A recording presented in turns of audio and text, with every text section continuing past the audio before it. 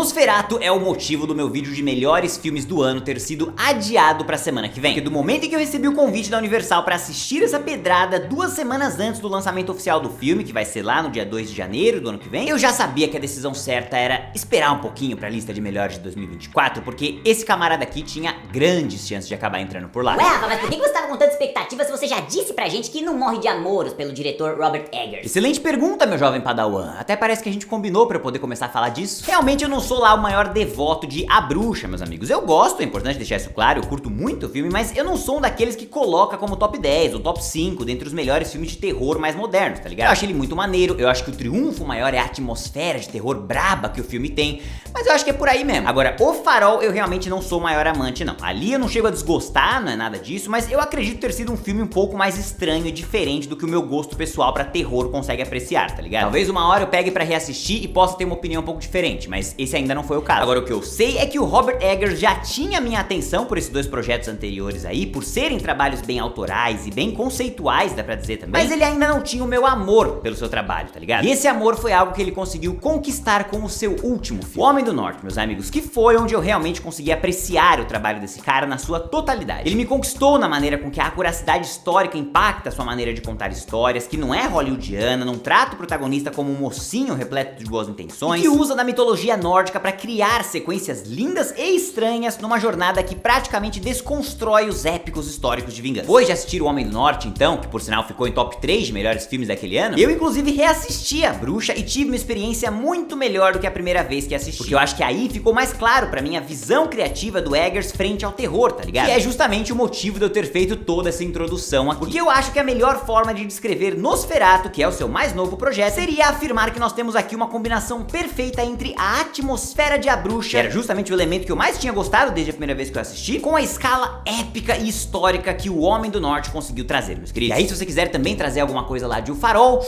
dá pra gente dizer que tem um William Dafoe doidão. Serve pra você? Mas brincadeiras à parte, eu realmente acho que essa combinação entre atmosfera e escala era exatamente o que essa história precisava pra ser reimaginada com tamanha maestria como foi feita aqui. Porque Nosferatu, meus amigos, me agradou e me agradou muito. E eu pretendo explorar todos os motivos com muito mais detalhes no vídeo de hoje, meus amigos. Sem nenhum tipo de spoiler, nem na minha fala e nem nas imagens que eu vou usar aqui no vídeo, então podem ficar tranquilos. Mas é de tudo isso que eu quero conversar aqui com vocês hoje, meus queridos. Porque pra quem não me conhece, eu sou o Rafa Camargo, esse é mais um episódio do quadro Reviews e eu convido todos vocês pra virem comigo, porque sem mais delongas, solta a vinheta e vamos nessa!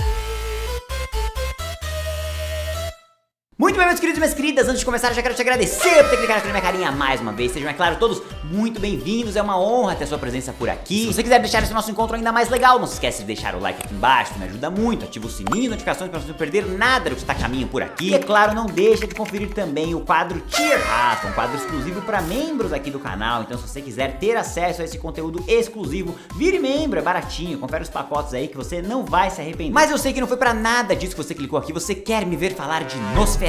Então, puta merda, eu rasguei o bagulho aqui. Voltando, Nosferatu, eu não vou deixar você esperando. Nosferatu conta a história de Thomas, um jovem corretor de imóveis em ascensão lá na sua firma, recém-casado com a belíssima Ellen, que é uma moça que sofre há anos com alucinações, sonambulismo e terrores noturnos. E aí, num belo dia, o jovem Thomas recebe uma proposta de emprego que vai pagar uma grana que é capaz de mudar a vida deles pra sempre. Uma oferta que envolve levar a documentação de um imóvel antigo e abandonado há anos para um possível comprador que está disposto a pagar uma fortuna por esse espaço. O problema do trabalho, a dificuldade desse trampo, entretanto, é o fato de que esse comprador, que se chama Conde Orlok, mora num castelo na Transilvânia, afastado da civilização e é longe pra caralho de onde o Thomas mora. Dessa forma, então, ele vai ter que fazer uma viagem e mesmo com a sua esposa implorando pra ele não ir, Thomas decide embarcar na jornada sem nem sequer imaginar o tamanho do mal que o aguarda por detrás daquelas muralhas. E bom, meus amigos, vamos lá!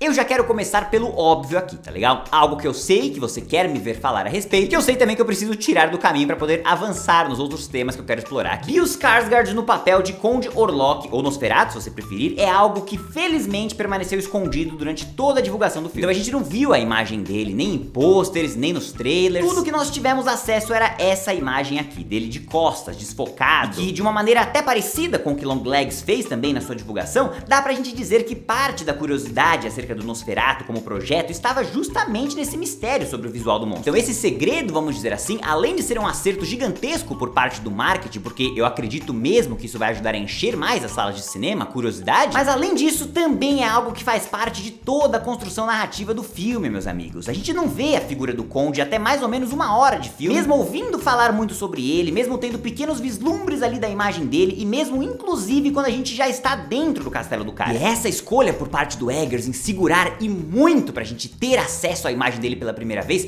que ajuda demais na construção do senso da ameaça desse cara por meio do filme, tá ligado? Eu vou dar o meu depoimento aqui pra vocês, a minha experiência com vampiros de uma forma geral, tá? Eu sei que não é algo que se aplica a todo mundo, mas vai me ajudar a expor o meu ponto sobre como o Eggers entende que é importante reconstruir o mito do vampiro, tá ligado? Então vamos lá, eu entrei em Nosferatu com Abigail, talvez sendo o último filme que eu vi sobre vampiros, tá ligado? E antes de Abigail eu tinha visto aquele do Leandro Hassum, que o cunhado dele é um vampiro. E antes disso, talvez Renfield tenha sido a última coisa de vampiro que eu me lembro de ter assistido. Então assim, resumo da ópera, a conexão entre esses 3 filmes que eu citei aí, que foram os últimos que eu vi, vampiro não dá mais medo, cara. Vampiro virou uma parada tão comum na cultura pop, tão difundida em tantas outras obras de comédia, de todos os gêneros possíveis que você pode imaginar aí, é um pouco inevitável que o tema, que a figura não acabe caindo ali no comum, no imaginário que já é esperado, tá ligado? E o Eggers com certeza sabe disso, e justamente por saber disso, ele usa da primeira metade do seu filme, do primeiro terço ali pelo menos, pra reconstruir esse mito, pra desmistificar esse lance do que acabou virando a figura do vampiro, que é mais uma doença na qual uma pessoa que ainda está ali dentro, sofrendo e tentando de alguma maneira lutar ou aprender a conviver. Não, papagaiada. Pro Eggers, vampiro não é nada disso. E ele quer que você esqueça disso. Pra ele, e aqui em Nosferatu, a figura do vampiro é a mais pura representação do mal, é a mais ameaçadora manifestação do mal. Tem até um diálogo muito foda do Willem Dafoe em que ele diz que se ele estivesse lidando com demônios seria muito mais fácil, porque demônios têm limitações pra operar no plano terrestre. Então esse é o nível da ameaça do Nosferatu aqui nesse filme, e é isso que o Eggers quer que você entenda. Eu vou te falar por mim, meus amigos.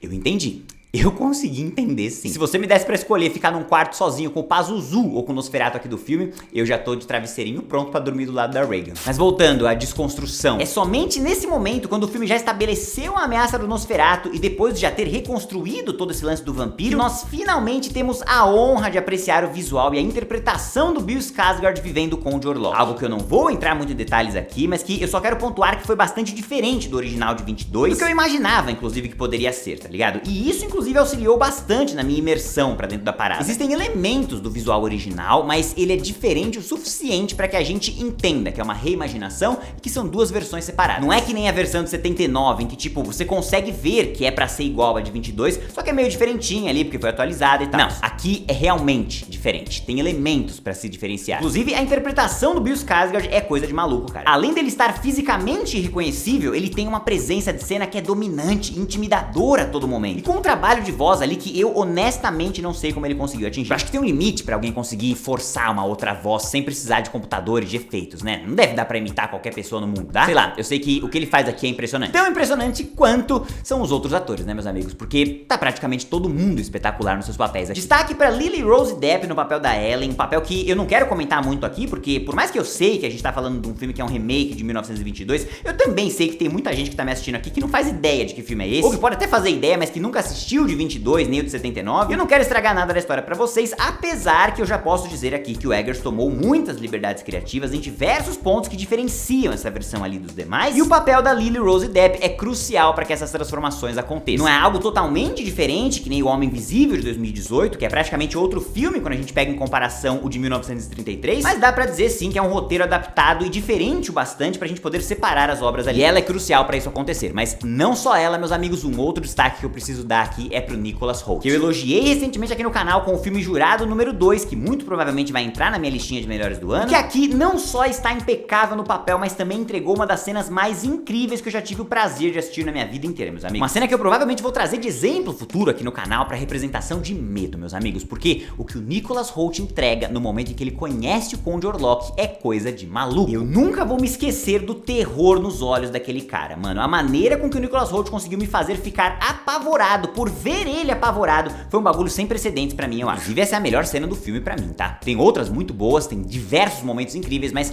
pô, essa cena aqui é coisa de maluco. E falando em cenas, né, meus amigos, e até o motivo dessa cena ter sido tão boa pra mim, não dá pra gente não falar do trabalho de direção do Robert Eggers, né, meu povo? Esse é um ponto que eu nunca pude tirar do cara dos seus trabalhos anteriores, que são absurdamente bem dirigidos, mas aqui, e da mesma maneira que em O Homem do Norte, a escala do filme sendo muito maior do que um filme que se passa em um único ambiente, como é o caso lá em A Bruxa ou em O Farol, permite que ele crie sequências extremamente mais desafiadoras e que, por serem muito bem sucedidas, acabam dando muito dinamismo, verdade e até beleza pro filme, visualmente falando. Nosferatu, mesmo sendo um filme de terror, é um filme lindo, maravilhoso de se assistir e admirável de se ouvir. Com um trabalho de design de produção pra criar essa Alemanha do século XIX que é impecável de um ponto de vista técnico, mas que também me impressionou do ponto de vista de pesquisa por parte do Robert Eggers. Na verdade, eu não posso dizer que ele me surpreendeu, né? Porque pelo trabalho de pesquisa histórica espetacular que esse cara fez em O Homem do Norte sobre as crenças, políticas, economia e religião do povo norte, eu já esperava que a gente teria elementos de língua, escrita, mitologia bem presentes e bem feitos aqui também. Mas eu admito que, ainda assim, eu ainda consegui ficar bastante surpreso com o quão a fundo ele foi pra construir esse mundo, que acabou sendo perfeito pra essa sua versão do Nosferatu. Em termos de roteiro, meus amigos, como eu disse, eu quero trazer muito pouco disso aqui pro vídeo de hoje, porque eu sinto que experienciar essa história de uma maneira crua, sem saber ou sem esperar muita coisa, é a melhor maneira de aproveitar a jornada. Mas o que eu posso dizer, e até pra setar um pouco a sua expectativa em termos do terror e a forma com que Nosferatu quer entregar esse terror, é que nós temos aqui um filme que não é definitivamente um filme intimista e sutil. Ele é bem diferente de A Bruxa ou de qualquer outro filme que a gente pode classificar aí como terror psicológico, tá ligado? Dá pra gente encarar esse Nosferatu como um conto gótico fantasioso da arqueira, numa grande escala, numa grande história, num épico histórico mesmo. Então não espere tanto um filme de estudo de personagem, apesar da gente ter isso também. A relação do Nosferatu com a Ellen é definitivamente um ponto íntimo ali, mas o que eu quero dizer aqui é, o filme não é só sobre isso, ele vai muito além disso, existe toda uma história. Mas o meu ponto aqui é justamente esse, meus amigos, que por termos uma história numa escala muito maior, tem muito mais coisa acontecendo, muito mais personagem fazendo coisas diferentes ao mesmo tempo, isso permite que o Eggers possa explorar mais estilos de terror dentro de um filme só, tá ligado? Um desses estilos, por exemplo, são filmes de possessão. Existe uma cena de possessão aqui nesse filme que é absurdamente bem feita. Talvez eu coloque ela ali fácil no top 3 melhores cenas de possessão que eu já vi na vida. Apesar de eu reforçar aqui que se eu tivesse que escolher entre ficar num quarto com a Regan sozinho ou com o Nosferatu,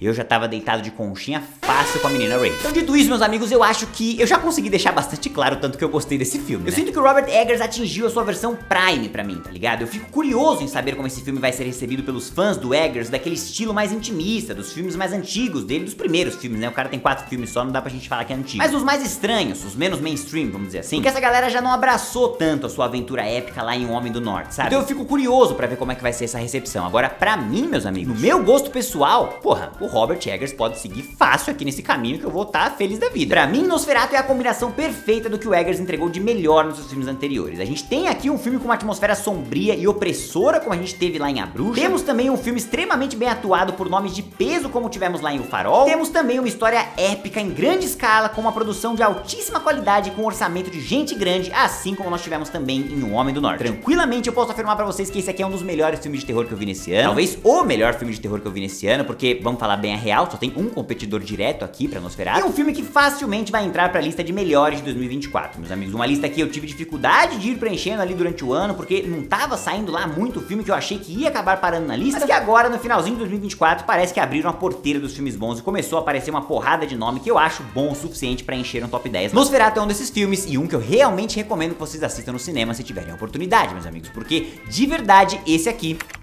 é pra você colocar no topo da sua lista. Passe na frente, coloca como prioridade, porque você vai querer assistir isso aqui no cinema. Acredite em mim. E agora, é claro, quero saber de vocês. Já assistiram Nosferatu? Gostaram? Não gostaram? Comenta aqui embaixo pra eu saber. Se curtiu esse vídeo, não esqueça de deixar o like aqui embaixo, se inscrever no canal e ativar o sininho para das próximas novidades. Muito obrigado pela audiência de todos e até a próxima.